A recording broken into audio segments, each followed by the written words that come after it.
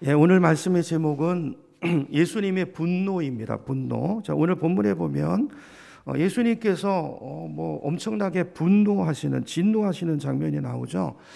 예수님의 이런 모습이 우리한테는 굉장히 좀 생소하고 의아스럽죠. 왜냐하면 우리에게 그동안 각인되어 있는 주님의 모습은 어떤 모습이에요? 항상 사랑이 많으시고, 그죠? 항상 용납하시고 용서하시는 그런 주님의 모습인데, 자, 오늘 본문에서는 굉장히 분노하세요. 그리고 그 분노를 막 말로 표출하시고 행동으로 나타내시는 주님의 모습이 오늘 기록이 되어 있습니다. 왜일까요? 예수님이 왜 이렇게 분노하시는 걸까요? 예수님의 분노에 대한 것은 단순한 이제 호기심이 아니고, 사실은 저와 여러분은 주님을 사랑하고 주님을 뜻을 잘 헤아려서 주님을 잘 섬기기를 원하는 마음이 있잖아요. 그래서 이런 모습을 통해서 예수님의 분노의 원인을 찾는 것은 저는 굉장히 중요하다고 봅니다. 그래야지 우리는 이렇게 주님의 마음을 상하지 말게 해드려야지, 주님께서 분노하는 그런 일은 우리는 하지 말아야 되겠다, 이런 소원이 우리 안에 있기 때문에, 자, 그런 관점에서 오늘 본문을 봤으면 좋겠고요. 오늘 우리에게 주시는 메시지를 좀 발견하는 시간이 되면 좋겠습니다.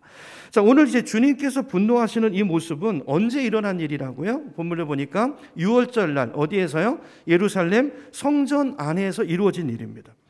자, 유월절은요, 우리로 말하면 광복절 같은 날이에요. 우리나라도 일제 36년 그 압제를 받았던 기간이 있잖아요. 그날 그 압제에서 해방된 날을 기념해서 우리가 광복절을 지키는 것처럼, 자, 유대 사람들은요, 한 1500년 전에 애굽의 종살이로 있었어요. 그거를 기념하기 위해서 유월절을 지키고 있는 것입니다.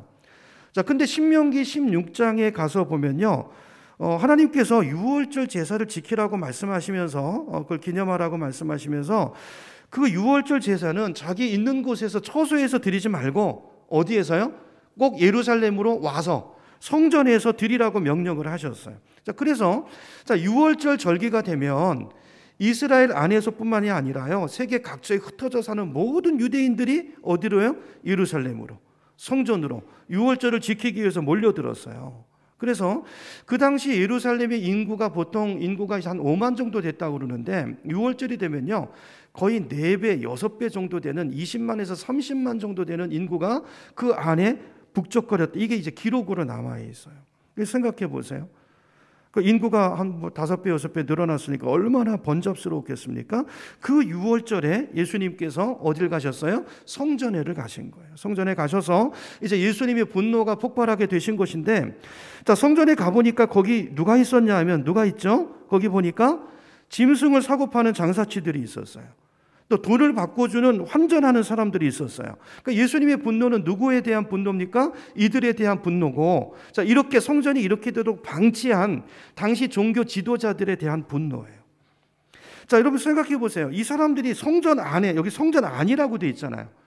아니, 왜 장사치들이 성전 안에 들어와 있는 것이죠?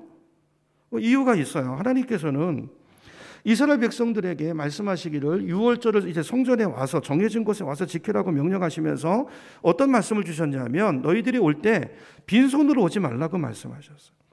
자, 왜냐하면 성전에 오면 제사를 드려야 되니까 뭐가 필요해요? 제물이 필요하잖아요. 그러니까 제물을 가지고 오라. 그래서 하나님 앞에 예배를 드리라는 것이죠. 그래서 6월절에 예루살렘에 성전에 올라오는 사람들은 어느 곳에 있든지 뭘 끌고 와요? 짐승을 끌고 와요. 제물로 바칠 짐승을 끌고 와서 이제 하나님 앞에 제사를 지냈는데, 바로 이 성전에서 드릴 제물, 그 제물을 파는, 제물될 짐승을 파는 장사치들이 바로 성전 안에 상주하면서 그 장사를 하고 있었다는 것입니다. 또 이스라엘 사람들은요, 18세가 넘으면 남자들은 내는 세금 중에 성전세라는 게 있습니다. 1년에 반세계를 내도록 되어 있는데, 매년 올 때마다 이제 이 세금을 내야 되는 거죠. 그래서 이제 성전에 오면 이 성전세를 내야 되는데, 근데 이제 그 당시에 일반적으로 사용되던, 통용되던 돈이 이제 로마 화폐였습니다. 로마 제국 시대잖아요. 근데 여러분, 로마 화폐에는 그 화폐에 뭐가 찍혀 있죠? 로마 황제 가이사의 얼굴 형상이 딱 찍혀 있어요. 그러니까 이 돈을 성전에서 받을 수 없는 거예요. 왜죠? 10계명에 보면, 10계명에 이런 계명이 있어요. 너는 우상을 만들지도 말고 우상을 섬기지도 말라. 그렇기 때문에 여러분 가만히 보면요, 여러분 히브리 문화를 보면, 히브리 문화에는요 히브리 문명에는 조각이 없습니다. 조각. 이스라엘은 동상이 없어요. 동상. 왜 없을까요? 이게 우상 숭배 될까 봐 조각상을 만들지 않는 것입니다. 자, 이렇게 십계명을 철저하게 지키는 사람들의 입장에서 볼 때, 자, 성전에서 하나님을 예배하는 성전에서 세금을 내는데 거기에 우상의 얼굴이라고 볼 수 있는 황제의 얼굴이 찍혀 있는 돈을 받겠습니까? 받을 리가 없죠. 안 받죠. 그래서 자, 그런 것이 전혀 찍혀져 있지 않는 돈이, 그 당시 화폐가, 당시 이제 두로 아시죠? 두로 지역에서 쓰는 화폐가 있는데 거기에는 화폐 어떤 형상도 그려져 있지 않아요. 그래서 성전 안에서 그 화폐로 바꿔주는 것입니다. 그러니까 어느 화폐를 가져오든지 성전에서는 그 화폐로 바꿔서 세금을 내도록 한 것이죠. 이 십계명에 위배되지 않도록 하기 위해서. 자, 그래서 이제 성전세를 낼 화폐를 바꿔주는 사람들, 또 제사 드리기 위한 재물을 얻기 위해서 그 짐승을 사고 파는 그 이제 장사치들이 성전 안에 와 있었던 것이죠. 자, 그러면 자, 제가 지금 말씀드린 그 내용에 의하면 이거는 어떻게 보면 유월절 제사를 드리기 위해서는 불가피한 일이잖아요. 그렇죠? 제사를 드리려면 재물이 있어야 되니까 그걸 파는 사람도 있어야 될 것이고, 또 세금을 내려면 화상이 그려져 있지 않은 화폐를 또 환전을 해야 되니까 또 그 필요한 것입니다. 그런데 예수님이 왜 이렇게 분노하신 걸까요? 자, 오늘 본문을 보면 예수님이 분노하신 이유는 크게 이제 두 가지, 이제 나중에 한 가지 추가해서 세 가지를 말씀드릴 텐데요. 자, 첫 번째 이유는 이방인들에 대한 유대인들의 경멸 때문에 분노하신 거예요. 자, 성경을 보면 자, 짐승을 팔고 받고 돈을 바꿔주는 것이 어디 있다고 되어 있습니까? 자, 우리 오늘 본문에 어디라고 되어 있죠? 14절에 보니까 성전 안이라고 되어 있잖아요. 성전 안. 우리 개역개정에는 성전 안이라고만 되어 있는데요. 정확하게 말하면 어디냐면요, 다른 성경에 보면 이방인의 뜰이라고 되어 있어요. 그러니까 이방인의 뜰입니다. 이방인의 뜰. 여러분, 성전에 보면 여러 구획들이 있는데요. 성전에서 가장 중요한 장소라면 어디죠? 지성소죠. 지성소. 하나님이 임재하시는 장소. 여기는 누가 들어갈 수 있습니까? 대제사장만 들어갈 수 있어요. 그것도 1년에 한 번 들어갈 수 있어요. 그 지성소 밖에 보면 뭐가 있냐면 성소라는 곳이 있는데, 자, 여기는 누구만 들어갈 수 있어요? 여기는 제사장들만 들어갈 수 있어요. 그렇죠? 다른 사람 못 들어가요. 그 바깥에 보면 이스라엘의 뜰이라는 곳이 있어요. 이스라엘의 뜰. 여기는 누구만 들어갈까요? 이스라엘의 뜰이니까 이스라엘 사람들만 들어가겠죠. 그 중에서도 남자만 들어가요. 여자는 또 못 들어가요. 그 밖에 보면 이제 여인의 뜰이 있습니다. 여기 이제 이스라엘 여자들이 들어갈 수 있어요. 그리고 나서 맨 바깥에 있는 것이 뭐냐 하면 그게 이방인의 뜰이에요. 이방인의 뜰.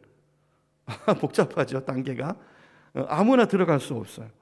근데 그 이방인의 뜰, 여기는 그럼 어떤 사람이 들어가는 곳이겠어요? 유대인은 아닌데 하나님을 믿고 싶은 사람들. 그렇죠? 하나님에 대해서 좀 알고 싶은 사람들, 그 사람들이 와서 기도하는 곳, 하나님을 알아가는 곳, 그것이 바로 그 장소가 이방인의 뜰인 것입니다. 자, 근데 이곳에서 이방인들이 좀 하나님을 알아보려고 거기서 기도하고 거기서 예배하고 그러고 있는데, 거기서 지금 누가 들어와 있어요? 거기 장사처들이 들어와서 뭐 하고 있다고요? 소를 팔고 염소를 팔고 돈 바꿔주고 서로 흥정하고 난리치고 야단을 부리고 있는 거예요. 예수님이 이걸 보고 분노하신 것입니다. 이걸 보고 분노하신 거예요. 여러분, 우리가 잊지 말아야 될 게 뭐냐면요, 하나님의 사랑은요 항상 낮은 곳으로 보이는 사랑이에요. 하나님의 눈은요 항상 고아와 과부를 향하세요. 사회에서 소외되고 가난하고 억눌린 사람들, 하나님의 마음이 그들을 향해 있고 주님의 눈이 그들을 향해 있다고요. 자, 오늘 예수님이 분노하신 이유가 뭘까? 자, 하나님은 이걸 주목하시는 거예요. 유대인은 아니지만 하나님을 좀 알아보려고 믿어보려고 애쓰는 이방인들, 하나님이 볼 때 얼마나 귀한 영혼들이에요? 너무 귀한 사람들이잖아요. 근데 유대인들이요, 이 하나님의 마음을 모르고 이들을 업신여기는 거예요. 장사치를 어디다 뒀다고요? 이방인의 뜰. 개만도 못한 사람들, 경멸하고 무시하는 이방인의 뜰에 두고 거기서 못 보일 것을 보이고 짐승을 팔고 돈 바꿔주고. 여러분, 어떻게 이런 일을 할 수 있죠? 하나님의 마음을 모르는 거죠. 그래서 예수님께서 진노하신 것입니다. 자, 우리가 요한복음을 읽으면서 계속 던져야 될 질문이 뭐라고 그랬죠? 예수님은 어떤 분이신가? 예수님은 누구인가? 그분의 성품, 인격. 여러분, 예수님은 누구를 보여주는 분이에요? 하나님을 보여주는 분이에요.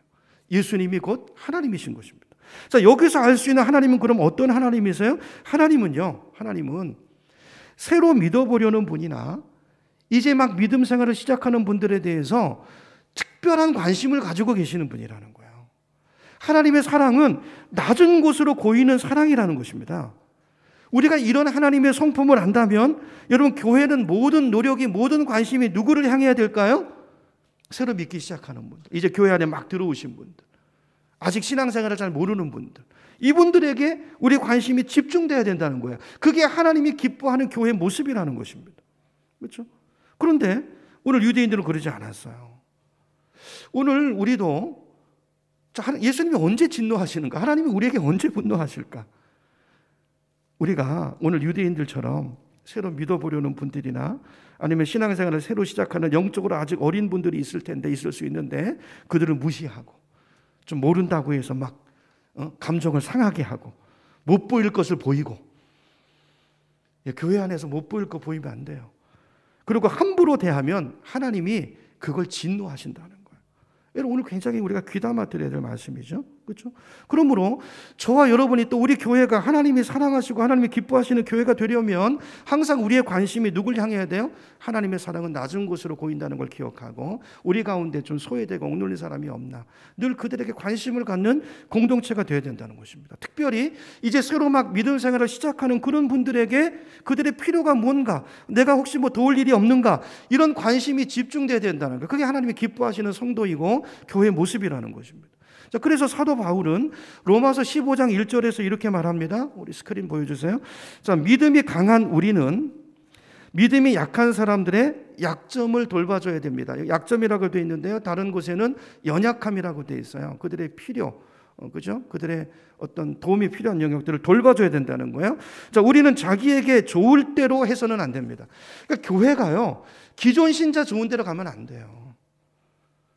새 가족들, 불신자들이 와서 편안한 분위기를 만드는데 이런 데 항상 관심이 있어야 되고, 그런 곳에 하나님이 영혼들을 보내주시고, 그런 교회가 하나님이 기뻐하시는 교회와 성도의 모습이라는 것이죠.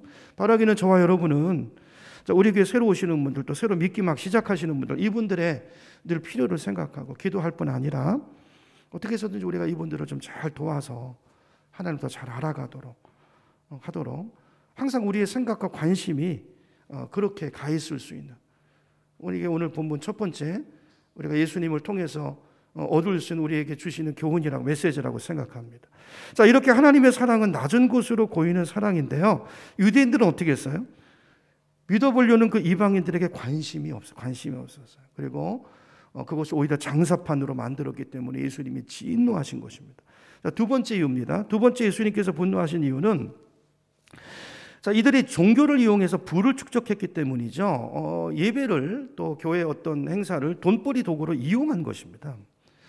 여러분, 역사적으로 보면 원래 이제 이 돈 받고 주고 짐승 팔고 하는 것은 성전 안에 있으면 안 되는 거예요. 그렇죠? 성전 안에 있으면 안 됩니다. 원래는 이게 어디 있었냐면 예루살렘 성전에서 가까운 감람산이라는 곳이 있는데 그 옆에 조그만 마을에 여기에 환전소도 있었고 이 짐승을 파는 곳이 거기 자리하고 있었어요. 그래서 가기 전에 거기서 이제 그 일을 보고 가면 돼요. 자, 그런데 언제부터 이게 성전 안에 들어왔냐면요, 여러분 가야바 아시죠? 가야바 제사장, 대제사장 때부터. 그러니까 돈을 벌기 위해서 말이죠, 이거를 성전 안에서 이거를 할 수 있도록 허가를 내준 거예요. 그리고 커미션을 받은 것입니다. 결탁을 해가지고. 원래 여러분 이제 율법의 규정을 보면 하나님께 제물로 바치는 짐승은 흠이 있으면 안 되죠. 흠이 없어야 된다는 규정이 있어요. 예를 들면 뭐 바칠 때, 뭐 제물로 드릴 때 이게 쓸모없는 뭐 한쪽 눈이 멀었다든지 상품 가치가 없다든지 그런 거 가서 그 마음으로 하나님 예배하면 안 된다는 거예요. 그래서 그런 거 안 돼요. 뭐 다리가 전다든지 부러졌다든지, 뭐 예를 들면 뭐 새끼를 못 난다든지, 피부가, 이런 거 안 됩니다. 자, 근데 자, 이게 제물로 드릴 수 있느냐 없느냐를 누가 판정해요? 이거를 짐승을 끌고 가면 거기 있는 제사장이 판정한다고요. 근데 제사장들이 어떻게 한 거예요? 허가를 내주고 장사치와 결탁을 하고 제물을 멀리서 끌고 오잖아요. 여기서 안 사고 멀리서 끌고 오면 어떻게 할까요? 트집을 잡아가지고 이건 좀 피부가 이상하네, 그래가지고 불합격 딱지를 놔버리는 거예요. 그러니까 자, 순례자들의 입장에서 볼 때는 아니 아무리 밖에서 좋은 거를 끌고 와도 오다가 어디 상처가 생길 수도 있고 어디 문제가 생길 수 있죠. 그러니까 이게 갖고 와도 소용이 없으니까 제일 좋은 방법은 뭐겠어요? 와서 사는 거잖아요. 그렇게 할 수밖에 없게 분위기를 만든 거죠. 자, 그래가지고 엄청난 폭리를 당시 취했다라는 거예요. 자, 어느 정도 폭리를 취했는가? 자, 여기 본문에 보면 하나님께서 이제 가난한 사람들한테는요, 소와 양 같은 재물을 살 돈이 없으니까 그분들한테는 비둘기로 그냥 제사 지내도 된다고 말씀하셨거든요. 자, 근데 여기 보니까 비둘기를 이제 파는 사람들이 거기 있잖아요. 그렇죠? 근데 당시 비둘기는 굉장히 싼 값이었습니다. 이게 정확한 통계인지 잘 모르겠는데 제가 잘 이해가 안 돼서 하여튼 주석에 보니까 우리 돈으로 한 500원 정도라고 돼 있어요. 그렇게 쌀까? 근데 이걸 성전에서 사면은 얼마에 팔았냐면요, 100배를 받았다는 거예요. 이거 생각해 보세요. 그러면 500원이면 100배면 얼마입니까? 5만 원이죠. 만약에 5천 원이라고 그러면 100배면 50만 원이죠. 여러분, 그러니까 하나님의 사랑은 낮은 대로 고이는 사랑인데 그 가난해가지고 하나님을 예비하기 위해서 온 그 성도들을 제사장들이, 당시 종교 권력가들이 자기 부를 축적하는 착취 대상으로 삼았다는 거예요. 예수님께서 바로 이런 종교인들을 향해서 오늘 본문은 분노하신 사건이라는 거예요. 여러분, 오늘 이 말씀이 우리에게 뭘 말하고 있는 것일까요? 여러분, 교회는, 목회는 어떤 경우에도 이익 추구의 수단이 돼서는 안 된다는 것입니다. 여러분 중에는 이런 말씀을 보면서 이게 나와는 상관없는 이야기 아니야? 이렇게 생각하실지 모르지만, 아니, 이게 우리와도 상관이 있을 수 있는 이야기예요. 여러분, 교회 대부분의 분들이요, 교회 처음 나올 때는 어떤 마음으로 나옵니까? 대부분 교회에서 뭔가 얻는 유익이 있기 때문에 나옵니다. 괜찮아요. 다 그렇게 시작하는 것입니다. 저도 그렇게 시작했고, 어떤 분은 병 고침 받기 위해서, 어떤 분은 삶의 문제를 해결해 보기 위해서, 어떤 분은 평안을 얻기 위해서. 대부분 교회에서 얻는 것이 있기 때문에 나와요. 자, 그런데 우리가 그 과정을 통해서 믿음이 자라고 정상적인 교회 생활을 하게 되면 어느 순간부터는 우리 삶이 어떻게 달라져야 되는 것입니까? 교회가 나에게 무엇을 줄 것인가를 생각하는 것이 아니라 이제는 내가 교회를 위해서, 특별히 오늘 본문의 관점으로 본다면 또 내가 새로 믿기 시작하는, 나도 초신자 때 누구의 격려와 그 사랑을 통해서 이렇게 왔잖아, 이 자리까지. 그러면 이제 내가 자랐으면 이제 그와 같은 사람들, 그렇죠? 그런 분들한테 관심을 가지고 내가 저분을 향해서 무엇을 도울 것인가를 생각하는 성도로 자라가야 된다는 거죠. 이게 하나님이 기뻐하시는 신앙생활이라는 것입니다. 자, 그런데 이제 오늘 본문을 보면 예수님께서, 우리가 이제 예수님이 어떤 분인가를 지금 살펴보고 있는데요. 예수님이 이렇게 분노하신 이유 두 가지를 봤는데, 근데 주님께서는 분노하시는 가운데서도 보면 화를 내시면서도 상대방을 향한 배려가 있고 사랑이 있는 것을 보게 됩니다. 그게 무슨 말인가? 여러분 15절로 가보세요. 15절로 가보면 예수님이 노끈으로 채찍을 만드시죠. 그래서 양이나 소를 다 성전에서 내쫓으십니다. 채찍으로. 그리고 돈 바꾸는 사람들의 상을 엎으시죠. 그죠? 자, 그런데 16절에 보면 비둘기 파는 사람들한테는 어떻게 해요? 채찍으로 내쫓은 게 아니라 말씀을 하시죠. 여기서 가져가라 그랬어요. 가져가라. 여러분, 예수님이 왜 이렇게 하신 걸까요? 여러분, 짐승은 내쫓으면요, 다시 가서 붙들어 오면 그만이에요. 그럴 수 있어요. 그렇죠? 돈을 쏟으신 것도 다시 주워 담으면 되는 것입니다. 근데 비둘기는 날아가면 어떻게 되죠? 다시 잡을 수가 없죠. 예수님께서는 비둘기 파는 사람들에게는 그들에게 그러니까 이렇게 배려하시는 거죠. 그죠? 분노하시면서도 배려하시는 예수님의 모습을 보게 됩니다. 이게 예수님의 성품이라는 것이죠. 마찬가지입니다. 주님은 오늘 우리를 대하실 때도, 우리가 잘못된 길을 가면 우리에게 때로는 분노하십니다. 그리고 우리를 훈련하시는데, 주님께서 우리를 훈련하실 때도 보면 항상 뭐가 있어요? 배려가 있으세요. 막무가내하신 분이 아니시고 그 훈련 가운데서도, 회초리 가운데서도 사랑이 있으시고 위로가 있으시고 격려가 있으시고 교훈이 있으신 주님인 줄로 믿으시기 바랍니다. 사랑이라는 거예요, 사랑. 이걸 가지고 사도 바울은 이렇게 말씀해요. 하나님은 우리가 시험 당할 때 감당치 못할 시험을 허락하지 않으시고 시험 당할 즈음에 뭘 주신다고요? 피할 길을 주신다는 거예요. 우리를 아시고 우리에게 맞는. 그러니까 하나님의 그 목적이 있는 분노인 거죠. 그렇죠? 우리를 바로 잡으시려는 그 사랑이 담겨 있는 분노다라는 것을 오늘 요한이 우리에게 이야기하고 있습니다. 자, 세 번째입니다. 세 번째, 오늘 본문의 사건을 가리켜서 이제 신학자들은 뭐라고 말하냐면 예수님의 성전 정화 사건이다, 또는 예수님의 성전 청결 사건이다, 이렇게 말해요. 자, 예수님께서 지금 이제 분노하시는 것과 더불어서 성전을 이제 청결하게 만드시는데, 이것은 그냥 하시는 일이 아니라, 그냥 보고 즉흥적으로 분노하시는 것이 아니라 이것은 표적이라는 것입니다. 표적이 뭐라고 그랬죠? 내가 바로 그 메시아다, 내가 바로 너희들이 기다리는 그 그리스도다라는 것을 보여주는 표적으로서의 행동이라는 것입니다. 자, 구약에 보면 장차 오실 메시아에 대해서 예언한 선지자들이 굉장히 많습니다. 한 1000년에 걸쳐서 수많은 선지자들이 예언을 했는데요. 맨 마지막으로 그 메시아에 대한 예언을 남긴 분이 누구냐 하면 구약의 마지막 책을 기록한 말라기 선지자입니다. 말라기 선지자. 그분의 예언 중에 한 군데를 볼게요. 자, 말라기 3장 1절을 보면 이렇게 말씀해요. 제가 읽어볼게요. 스크린 보세요. 자, 전능하신 여호와께서 말씀하신다. 보라, 내가 내 사자를 보내겠다. 그가 내 앞에서 길을 준비할 것이다. 여기 내 사자가 누굽니까? 길을 준비하는 세례 요한이죠. 우리가 봤었죠. 자, 그런 다음에 세례 요한이 길을 준비한 다음에 너희가 찾는 누가요? 주가 누굽니까? 메시아가. 그 다음에 갑자기라는 말이 나오죠. 메시아가 갑자기 그의 성전으로 오실 것이다 그랬어요. 그분이 바로 너희가 사모하는 메시아다, 새 언약을 맺을 메시아다, 이렇게 이야기하고 있어요. 자, 그리고 이제 2절에 보면 그러나 그가 오시는 날에 누가 견뎌낼 수 있겠느냐, 그가 나타나실 때 누가 설 수 있겠느냐, 그는 용광로의 불과 같고 표백하는 잿물과 같을 것이다. 뭘 말하는 것입니까? 그가 뿜어낼 분노를 이야기하는, 그렇죠? 자, 메시아가 갑자기 올 것이고, 그러니까 예수님께서요, 지난주에 봤던 첫 번째 표적을 행하신 뒤에 곧바로 가신 곳이 어디냐면 성전 청결 사건을 위해서 이 타이밍에 이 장소로 가신 것은 뭐라고요? 이 말씀을 성취하기 위함이라는, 바로 이 말라기가 예언한 메시아가 바로 나라는 것을 드러내는 표적으로서의 행동이라는 것입니다. 자, 그래서 그 다음 3절을 보시면, 스크린 보세요. 3절을 보시면 그가 은을 재련하여 깨끗하게 하는 자 같이 앉아서 누구를요? 레위 자손을 깨끗하게 하되. 오늘 본문에 나오는 레위 자손이 누구예요? 타락한 제사장들이잖아요. 그렇죠? 성전 청결 사건에 대한 예언이잖아요. 그죠? 레위 자손을 깨끗하게 하되 금, 은처럼 그들을 연단하여 그들이 여호와께 의로운 제물을 드릴 수 있게 할 것이다. 예배가 타락했거든요. 예배가 돈벌이 수단으로 전락됐거든요. 이걸 성전을 정결케 하고 예배를 바로 세우는 거예요. 4절입니다.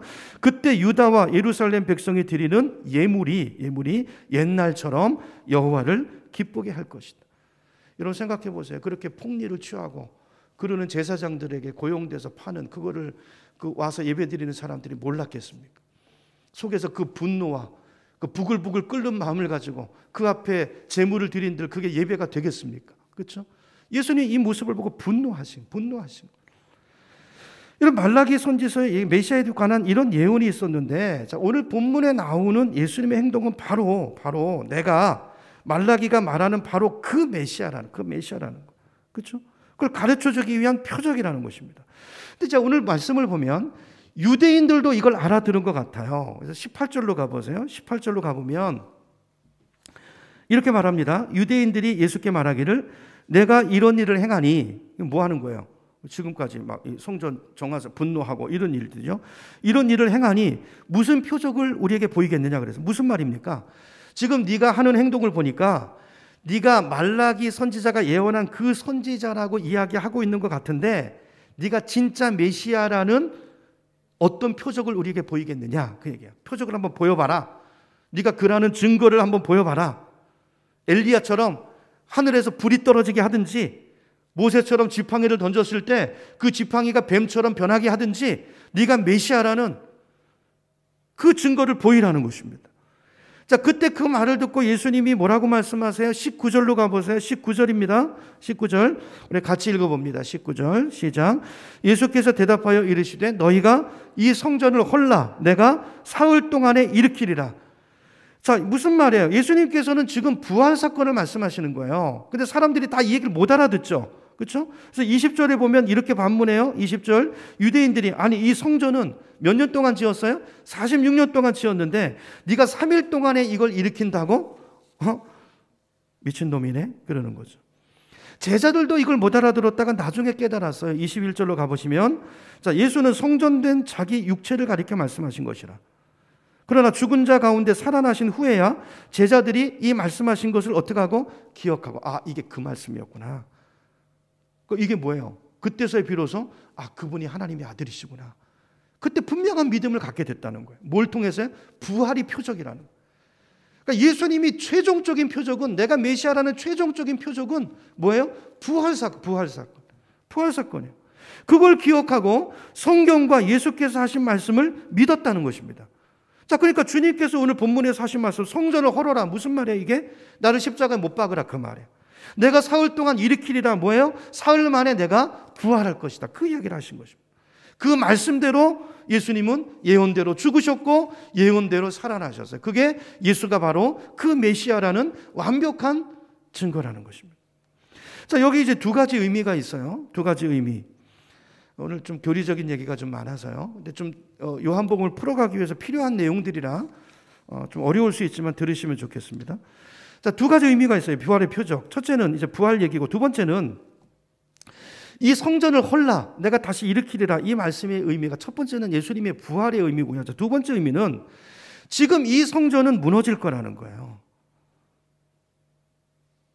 옛 시대의 성전, 구약의 성전은 무너질 것이고, 예수님께서 뭘 세우시겠다는 것입니까? 새로운 성전을 세우시겠다는 약속이에요.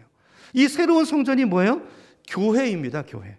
자, 구약의 성전은 건물이죠. 자, 그러나 신약 시대의 성전은, 새로운 예수님이 지으시는 새로운 성전은 건물이 아니에요. 사람입니다. 사람입니다. 여러분, 뭐가 성전이죠? 성전은 하나님의 영이 거하는 곳이 성전이에요.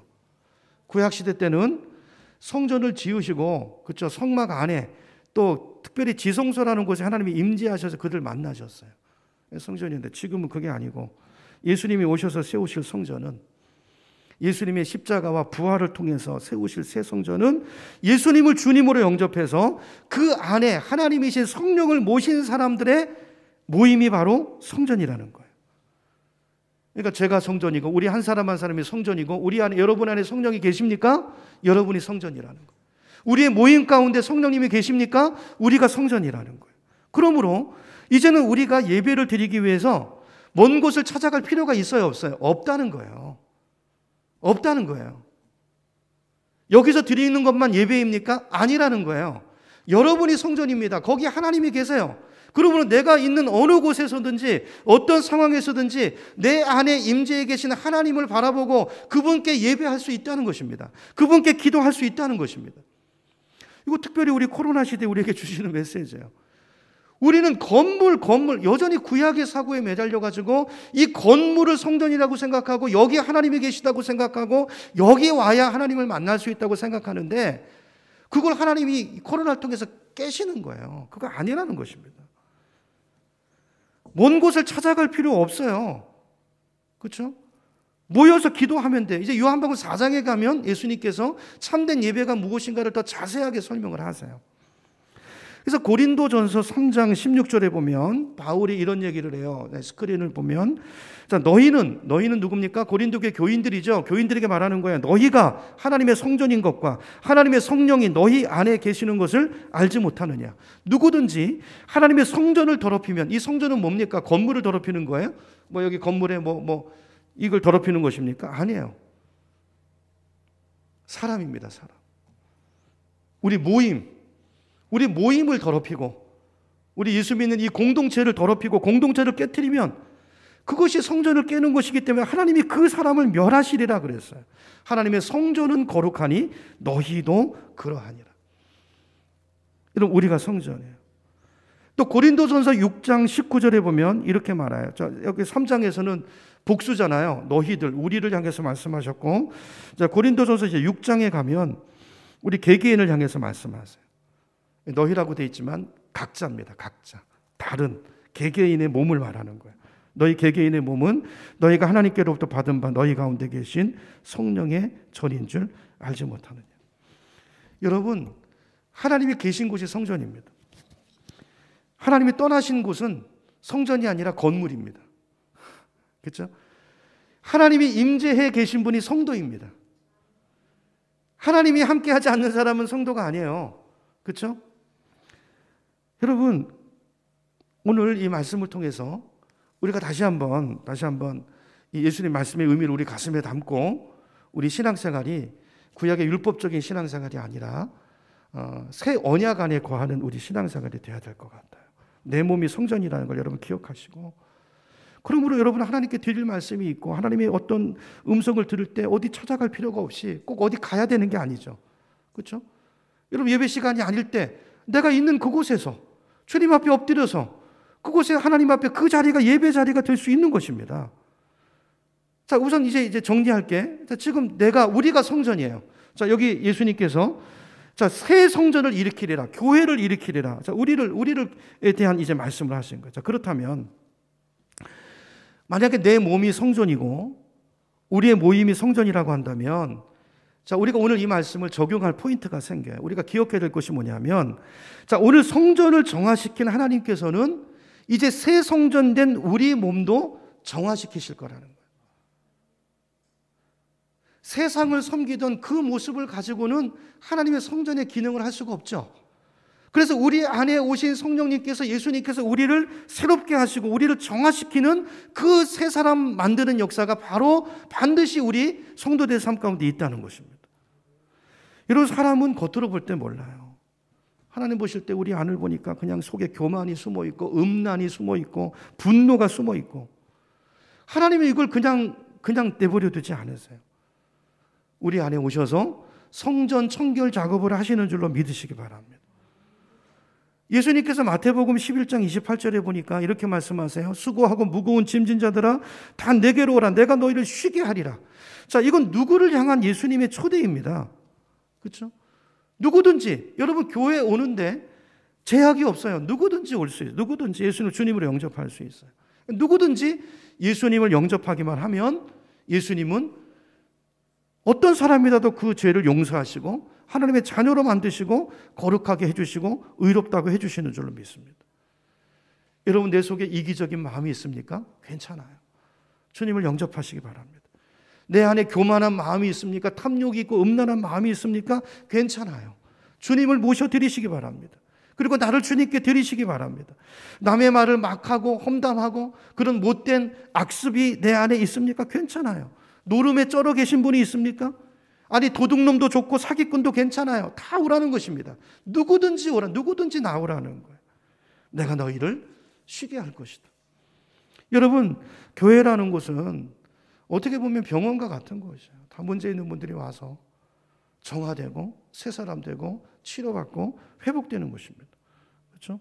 오늘 교회가 무엇인가를 우리가 다시 한번 오늘 성전, 하나님이 세우신 이 성전된, 새로운 성전된 우리 교회가, 내 몸이 어떤 모습으로 서야 되고 어떻게 기능해야 될 것인가, 오늘 말씀을 통해서 우리 각자에게 주시는 주님의 음성을 듣는 예배가 되기를 소망합니다. 여러분 마음속에 있는 교만이 있다면 주님은 그걸 쫓아내기 위해서 성전 정화를 시작하실 거예요. 그러니까 예수 믿는 것이 처음에는요 아주 재미있는 기간이 있어요. 근데요 이게 계속 지속되지 않습니다. 어느 순간에 주님께서 우리를 정화시키기 시작하세요. 때로는 이게 아프기도 해요. 때로는 이 죄를 끊어내버리는 것이 내 본성과 반하기 때문에 힘든 과정일 수도 있어요. 주님은 우리 안에 있는 이기심과 죄성을 몰아내기 위해서 성전 정화를 하시는 것입니다. 왜요? 우리를 사랑하시기 때문에. 성전된 우리의 몸과 마음이 깨끗해질 때까지 주님은 그 역사를 멈추지 않으신다는 것입니다. 그렇죠? 여러분 그런 고난이 올 때, 그런 시련이 올 때 여러분 그때 놀라지 마시고, 삶이 좀 힘들어진다고 불평하지 마시고, 여러분 이렇게 마음을 가지셔야 돼요. 아니 하나님이 나를 사랑하시는 줄 알았는데 이제는 미워하시나? 아니 그게 아니라고요. 내 구원이 취소됐나? 아니 그게 아니라니까요. 그렇게 생각하면 안 되고, 하나님이 뭘 하고 계시는 거예요? 나를 새롭게 만들어 가시는구나.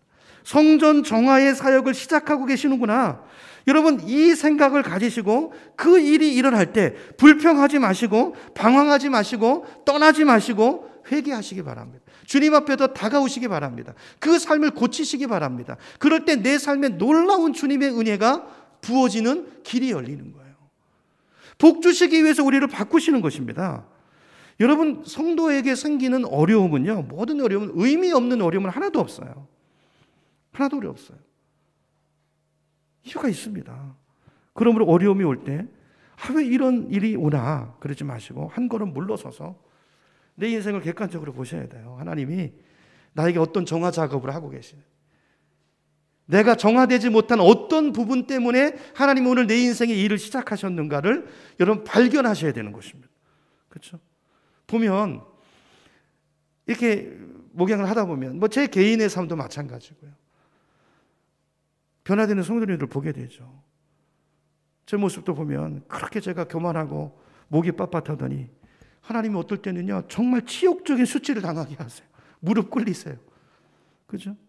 여러분, 하나님께서 우리를 겸손하게 하기 위한 정화 작업을 하고 계시는 것입니다. 그럴 때 원망과 불평이 처음 나오지만 한 걸음 물러서서 뭘 봐야 돼요? 하나님이 일하심을 보고 어떻게 해야 되죠? 감사하고 주님 앞에 무릎 꿇고 회개의 자리로 나가야 되는 것입니다. 왜요? 하나님이 나를 사랑하시기 때문에 이 일을 이루고 계시다는 것이죠. 우리가 회개하고 깨닫고 이렇게 하나님 앞에 올바른 결정을 하고 결단하고 새로운 길을 걸어가면 여러분, 거짓말처럼 놀랍게 우리 인생에 있는 문제들이 사라지는 것을 보게 돼요.